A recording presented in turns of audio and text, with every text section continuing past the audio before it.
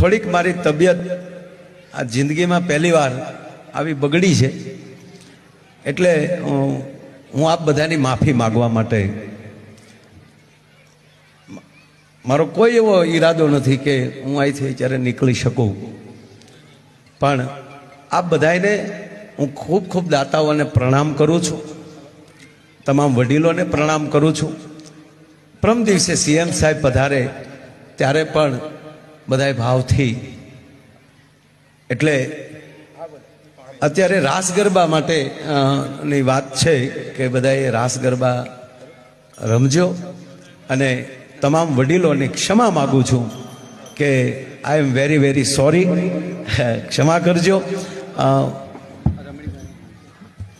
hello,